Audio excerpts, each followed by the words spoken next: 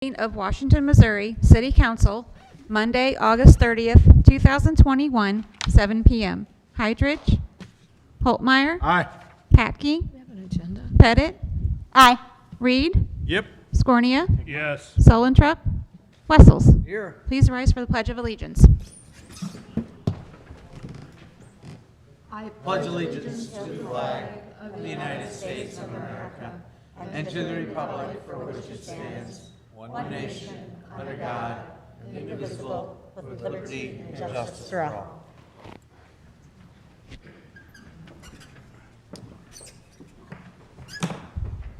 Approval and adjustment of agenda. Okay, we just have a couple of items this evening. I'll entertain a motion to approve the agenda. Make a motion. Second. Okay, we have a motion by Holtmeyer, seconded by Pettit, to approve this evening's agenda.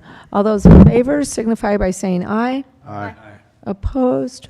By your vote, you approve the agenda. Thank you. Priority items, budget workshop. So we've gone within your packet. We provided you some additional information. Fortunately, Mary and I have been able to go ahead and go through the numbers or whatever and ready to present a balanced budget to you for upcoming next month. Just to kind of go over, I'll go over the memo. We did add a few more details to that so that you can bring those items to your attention and then see if you have any questions with regards to that. Our goals then is to get the public, the budget hearing. Did we pick a date yet, Mary? Yeah, it's I September think it's the first. 20th? 20th. That's what, okay. Because we have to advertise in the paper for two Okay, different times, that's right. so we wouldn't have enough time for the first meeting. So as you know, we've had this on the agenda for the council for the past couple of months, at least on discussion, et cetera. But again, I'll go over some of the highlights. We've got a lot to cover with those highlights for you. In the general fund, you've got to incorporate the salary survey recommendations for all employee positions to include, which is approximately $147,000 expense. In addition to that, you will still have the opportunity for employees to go ahead and get up to a 3% merit increase based upon performance evaluations. And revisit the Prop P funding for the police department to include an annual payment for funding received in excess of reserves. And we do have the attached sheet. I passed this out to you. It should be at your places. This is I'll try to walk through this. Mary, correct me if I'm wrong, if there's anything that I misspeak of.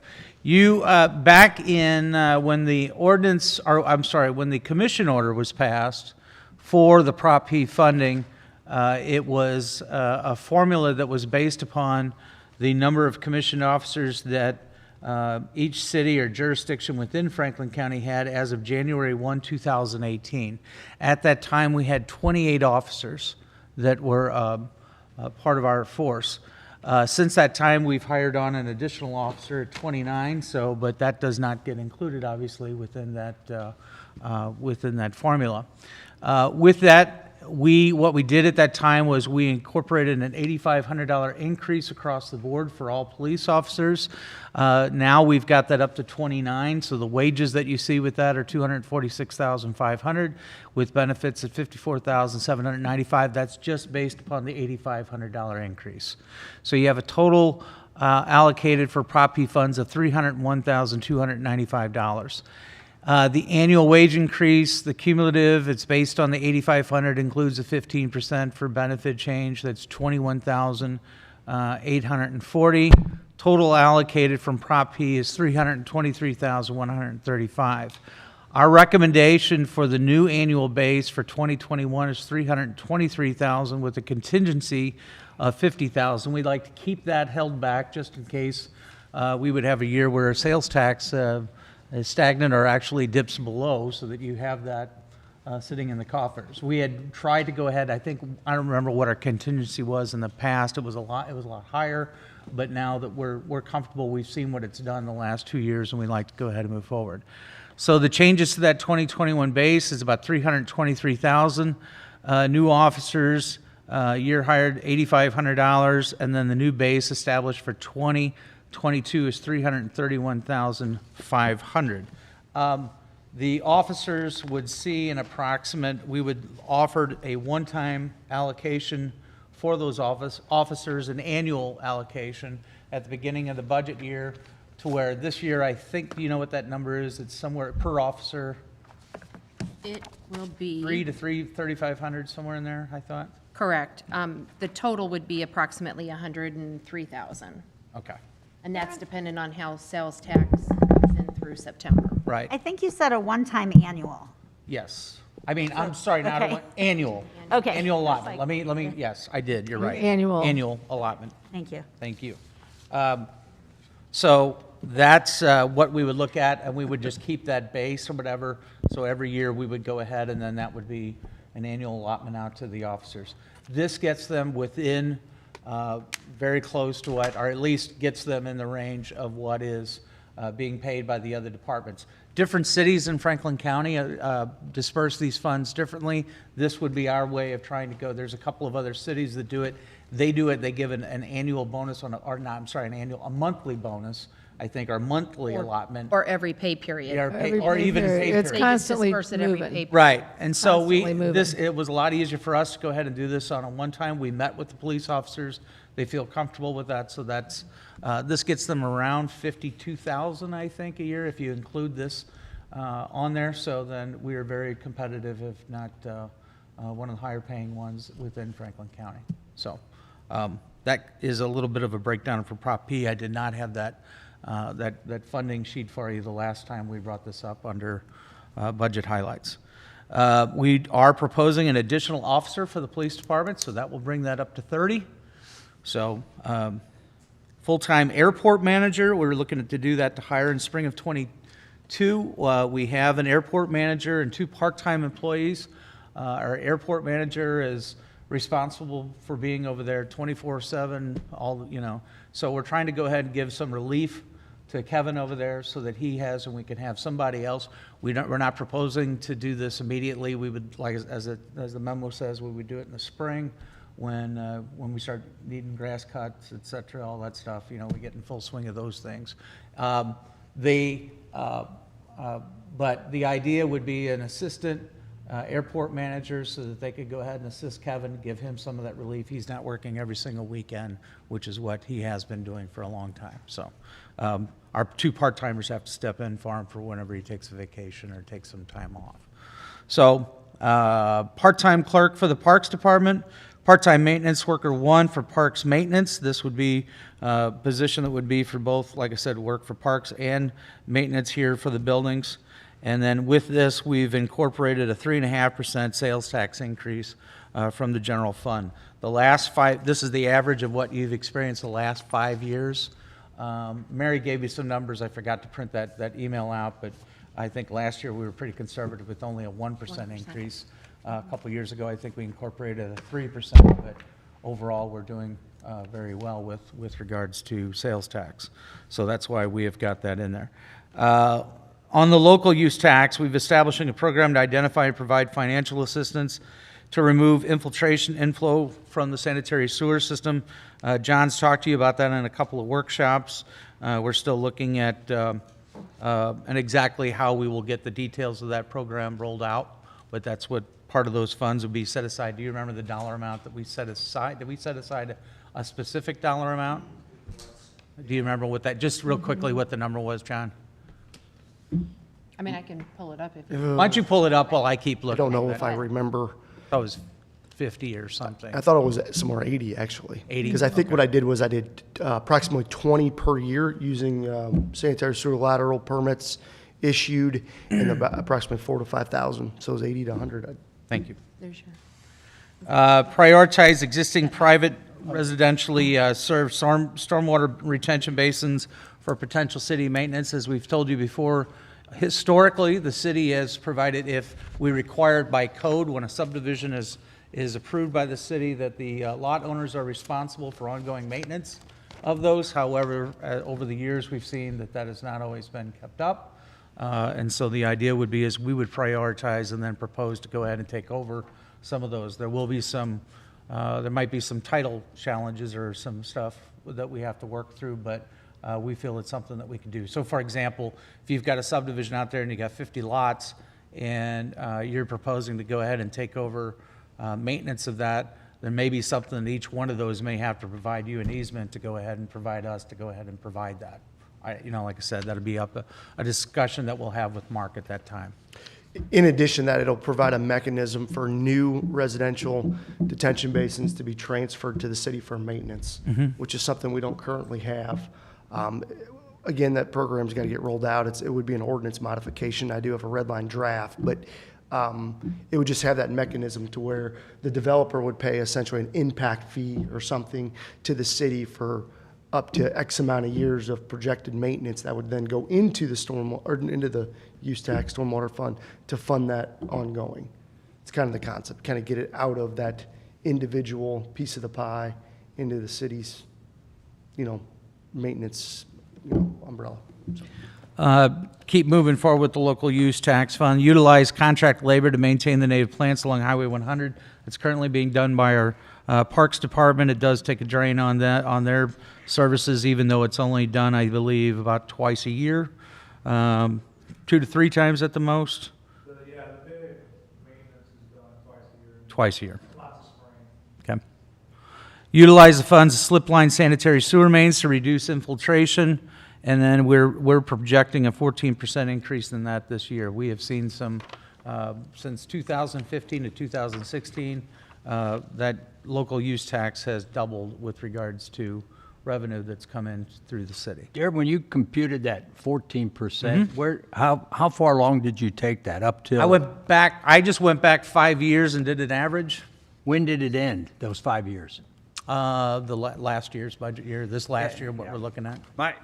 We'd looked at that before during COVID, when people weren't going out, it was skyrocketing. Yeah. And it was really going up. Since that kind of closed, at least the last several months on the reports we've been given, it's dropped considerably. And I think it's always going to be good. I'm saying, but I'm just wondering if the 14% isn't a little bit. The only thing I can say is that we will have with the Wayfair tax, from the way I understand it, you're going to have more businesses that will go ahead and get signed up to go ahead and report. Right now, you're just collecting from, I would assume, the large ones, the Amazons, the ones that. The ones who admit to it. Bingo. There you go. Now you're going to have a lot more businesses that are going to sign up to register. Yeah. So anyway, that's just like I said, a guess on our part, but that's what you've had the last 5 years, the average. To get into the water fund, we've got the additional maintenance worker 3 position that we're looking at, an annual increase based on the consumer price index. You wrote that into the ordinance when you passed that for the water rates, and then we will have a new water tower east end of town, and the water fund will be coming up with $600,000 of that. You also have capital improvement sales tax, which I'll mention later on, also set aside $300,000, and then I can't remember, what did we do for the last, for the remaining, I think we were gonna be looking at ARPA funds to go ahead and help with that expansion. But those are the 3 different funding sources to help us go ahead and pay for that new water tower out there. So, Wastewater Fund, you've got an additional maintenance worker 2 position. We do not have a consumer price index in our rates. I think at minimum, we should probably take a look at that this year to see if we go ahead and do that.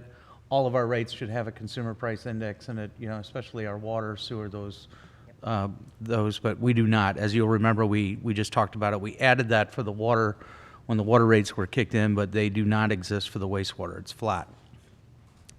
Capital Improvement Sales Tax Fund, at the request of council members, some of these projects have been bumped up to when we originally had them scheduled within the 8-year window of the tax.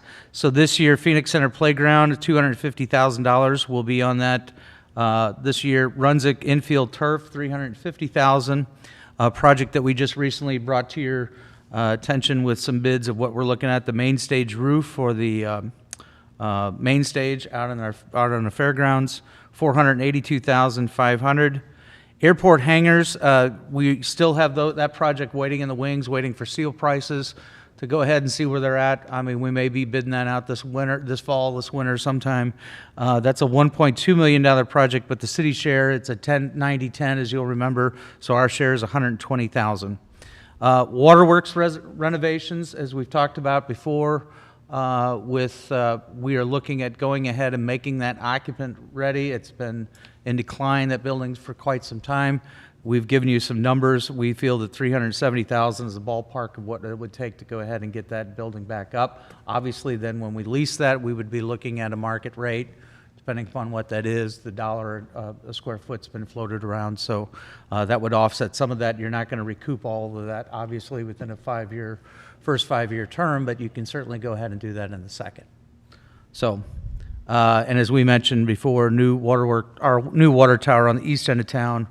Again, that's, and for everyone that is not aware, that's proposed out there at South Point Road and North Goods Mill at the intersection. That would be the south east corner of that intersection.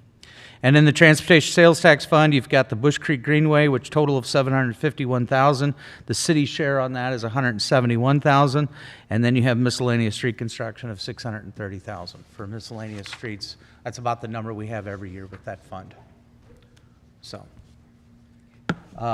that's the highlights of what we have in here. As we said earlier, the next steps would be is to go ahead and set up the public hearing for that. And again, it looks like we're going to be setting that hearing on September the 20th, and we would have an ordinance for you to follow to adopt the budget for the October 1st year. So that's 4 net new position, full-time, and 2 part-time is what I'm seeing. Is that correct? I haven't done a tally, but I can do that. Full. Out of the general fund, you got 2 full-time and 2 part-time. And you've got water fund, you've got 1, that would be a full-time. And wastewater. Wastewater is a full-time. And you have Thank you. a police officer as well. Or That's in the general. that's in the general. I think, as like I said, we have stated before, as we keep moving forward with our budget process, I think our goal is to try to go ahead and get the enterprise funds to be self-funding, take care of those improvements, not have to rely upon the capital improvement sales tax. That includes even maintenance to buildings, et cetera, that we have. So we're taking those steps in that right direction, I think, is what we're trying to go ahead and do. So that by the next time we go to the voters, if you do it for their capital improvement sales tax in 2026 or prior to that, the goal is that these other funds are self-sustaining and can go ahead and take care of their own improvements with user rates. So. We mentioned the Wayfair tax a while ago. I'd also like to mention that in order for communities to collect the Wayfair tax, you have to have a use tax in place. So we are very fortunate that we already have our use tax here. It's been here a long time. So there's a hope that a lot of cities across the state will all try to pass it on the same election. But once again, we're kind of ready for it. So There is a notice that we have to go ahead and do as a result of that legislation. Mary brought it to my attention. I haven't shared it with Mark yet to go ahead and see, but we will probably be bringing that to your, I don't know when, the deadline date that we have to do it, by November? By November 1st. I think so, yeah. I think you just have to advertise 2 times in a local paper Correct. okay.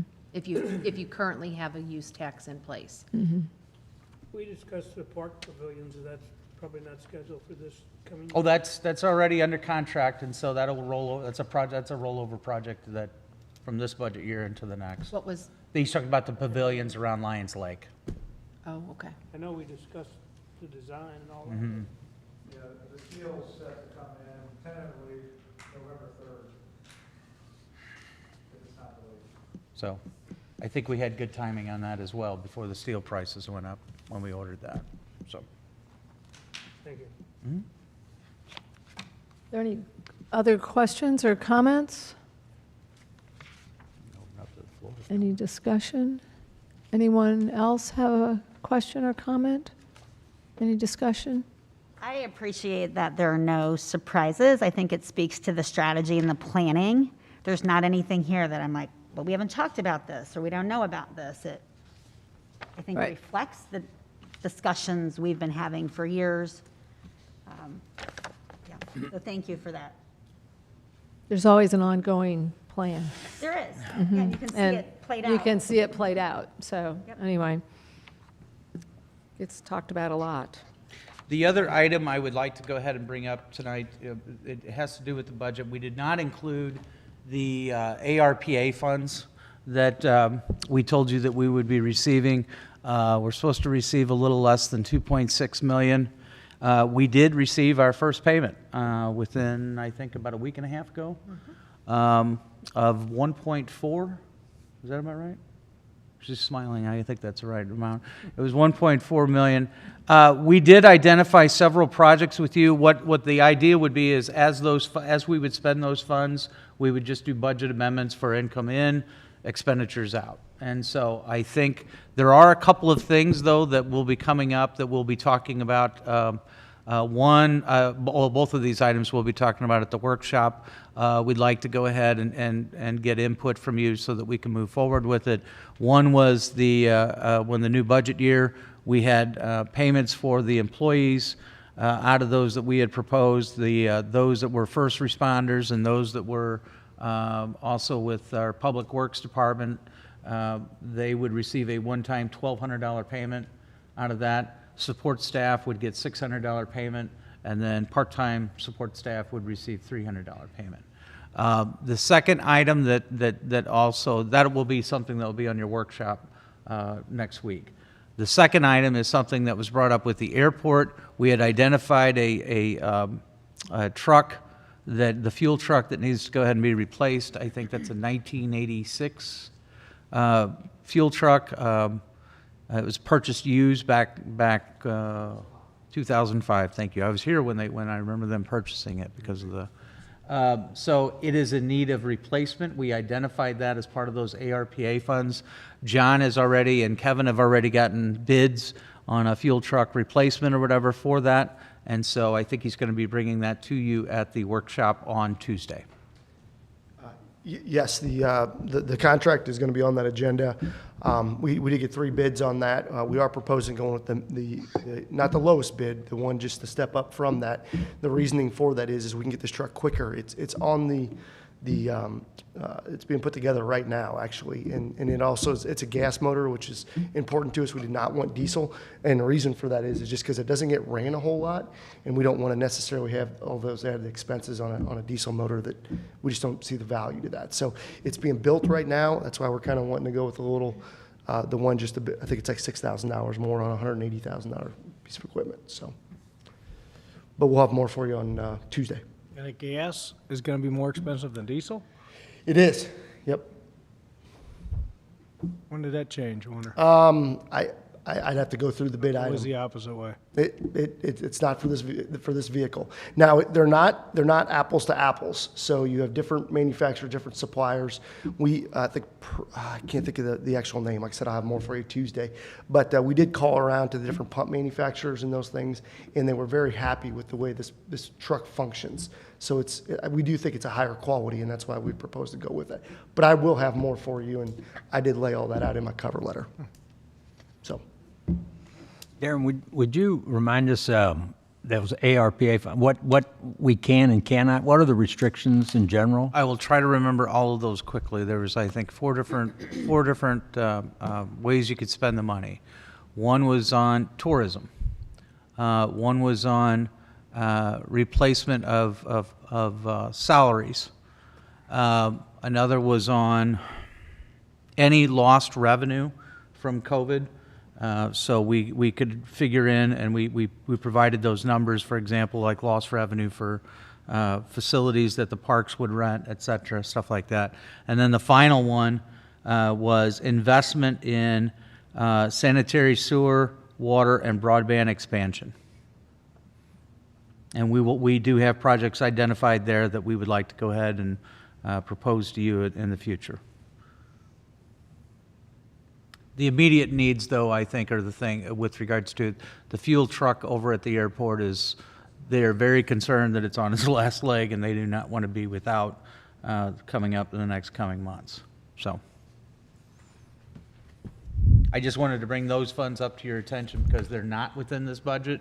Like I said, we had planned on doing budget amendments as we spend those funds to go ahead and do those budget amendments and show the expenditures and the revenues coming in for them to offset. Any other questions, comments? Do we need to accept any of that into the minutes, or, okay, all right. Public hearing, City of Washington tax levy. You have within, Mary's going to come up to the podium, you have an ordinance within your packet to go ahead and do the levy for both the city general municipal purposes and for the public library. This is the hearing for setting of the tax levy for the City of Washington and the Washington Public Library. So included in your packet, you have the assessed valuations that are provided by Franklin County for 2021. For the city, for real estate and personal property, that total, grand total is $391,542,032, which is up approximately $35 million over prior year. And based on Missouri state statutes, that is the permitted 2021 tax levy then is 0.5641 per $100 of assessed valuation that we would be allowed. That's going to result in approximately $2,208,690 of tax revenue for fiscal year 21-22. That's an increase of approximately $75,000 of revenue over prior year. And the same information for the library district. The 2021 assessed valuation, combined real estate and personal property, grand total is $155,303,873, which is approximately $12 million over the prior year. And the permitted 2021 tax levy for the library district would then be 0.1909 per $100 of assessed valuation. This would result in tax revenue for fiscal year 2021-2022 fiscal year of $297,240, which is approximately $7,000 over the prior year. So with both of those rates, the combined tax levy for the city would be 0.7550 per $100 of assessed valuation. So included in your packet, you have an ordinance that would set the maximum for the city at that 0.7550. And what was this past year's, Mary? Just the rate? Let's see. I have that. Last year was 779, I think. 0.7952. And their formula is what brings that down then? Correct. And every odd year is a reassessment year. So 2021 was a reassessment year. So if the assessment goes up, then the rate can go down. That's why what drives the rate. So they have an inverse relationship. So. It just seems for, and I know you have just the formula, it just seems for that high a jump in assessed valuation and to come out a much smaller percentage in terms of what you're actually being able. Right. All right. Hancock Amendment, right? Okay, any questions of Mary? This is a public hearing. Is there anyone who would like to address the council on this item?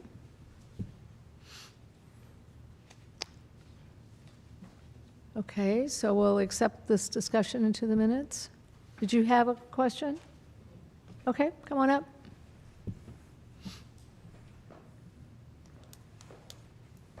This may, I'm Carrie Klinke. I think you all know who I am at this point. This may be my ignorance, and I come to these meetings so that I can understand what happens in our city government and how the decisions are being made. But what I'm hearing is that there's a tax being levied without a vote. Again, if I'm incorrect, I would like the information. But it also appears, like Mr. Wessel said, that because our tax assessments were raised so much, that we're playing with numbers to make it look like it's not as big of a tax on the people. So we're playing with numbers and statistics, because you can make statistics say anything you want them to say and look any way you want them to look. Am I missing something? Am I understanding correctly? It's not a tax increase due to the fact of the Hancock Amendment, which is the one that comes in as a part of the. Kind of how we they got the come up. gas tax. Yeah. And so it's like, that is basically the maximum that the city can without going to the voters. So and you're asking coming them. right underneath that line so that you stay cool with the law. Well, I think, doesn't the county set our tax rate? Right, this, yeah. The state and the county Yeah, set our the state tax? does this formula. Does the And formula? the county sends us What are, this pro forma. And so this is what they're saying we're allowed to do up to this maximum. Okay, so just because something is permissible doesn't necessarily mean it's the best for the citizens. That's, That's why you have the public hearing. That's why you have a vote Okay, by the council. It is part of our budget as far as, I mean, this is the real estate portion. Obviously, sales tax is the biggest revenue source the city has. But this does augment with regards to our real estate, helps us go ahead and provide services that we do for the community. Carrie, I agree with what you're saying, but the way I look at it is, when the assessed valuation, what we have in our community, goes up 10%, I'm convinced that our services are going to go up to take care of that, that increased value and so forth, be it fire, be it police, be it whatever. And I think all of our services kind of go up with that. And so that's where I go, okay. And I know there's a, like Darren says, the Hancock thing is going to cap it, but Yeah. it comes down to, it doesn't make a whole lot of difference when the state gives you that. But I don't blame us for trying to, because you saw, we actually have a lower tax rate than what we had last year. Yeah, it was 79 cents 7.9. last year. 7.9 last year. 0.79, now it's 0.75. So it's actually gone down. as our valuation goes up, our tax rate goes down. again, I need to do some more research. I Right, need to you learn, do. because I don't have a lot of knowledge on this, but that still feels to me a lot like it is playing with the numbers to make it look like it's a lower tax to the Well, people. the Hancock Amendment allows us only to, correct me if I'm wrong, only to collect X number of dollars. Okay, we can't exceed what the Hancock Amendment says. So when our assessed valuation goes up, you would think, well, it's last year's rate at 0.79, our tax revenue would go up. Oh, wow, our assessed valuation went up by 12 million or whatever, whatever, and then our tax would go up. But we cannot collect more money. So the state looks at all that, our assessed valuation and all that, and says, okay, this year, instead of having 0.79 as your tax rate, it's got to be 0.75. So basically, we are collecting about the same amount of money as we collected last year. You have an increase of $75,000 extra to the general fund. and the only way that that revenue base can grow is based on new construction and, or for example, annexation. Obviously, if the city annexed more property into the city, Okay. then your base is going to grow.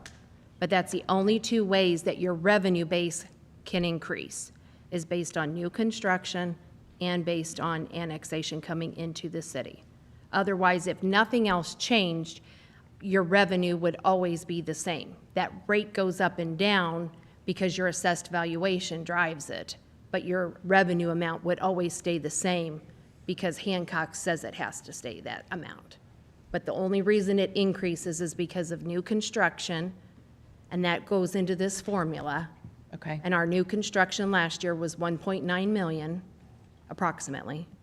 And then, like I said, if we annex anything into the city, and then that grows our city, then of course, our whole formula is going to change, and then that would increase. But that's the only two ways that it can increase. And Meadow Lake Farms came in last year, didn't they? Right, but But they I'm not weren't sure here when on that came on the tax January 1. They came in April. They came in April. April, so they will not be on our tax rolls until next year. Until next year, okay. Okay, thank Does you. that make some sense? I'll be learning. Okay, very good. Thank you. Anyone else? Okay. An ordinance levying and imposing for the calendar year 2021 a tax upon all real estate and taxable tangible property in the city of Washington, Missouri for general municipal purposes and for a free public library. Otmar. Introduced by Councilman Holtmeyer. Okay, so this is the ordinance that adopts the tax levy for this year. Any questions or comments? An ordinance levying and imposing for the calendar year 2021 a tax upon all real estate and taxable tangible property in the city of Washington, Missouri for general municipal purposes and for a free public library. Reed, Yes. Scornia, Yes. Holtmeyer, Aye. Wessels, Aye. Hydrich, Pettit. Aye. By your vote, you approve the ordinance. Thank you. You want me to go right into, Go into into executive? Executive session, yes, I do have a couple of real estate items that we need to. City Attorney's Report, public vote on whether or not to hold a closed meeting to discuss personnel, legal, and real estate matters pursuant to Section 610.021 RSMO 2000. Reed, Yes. Scornia, Holtmeyer, Aye. Wessels, Aye. Hydrich,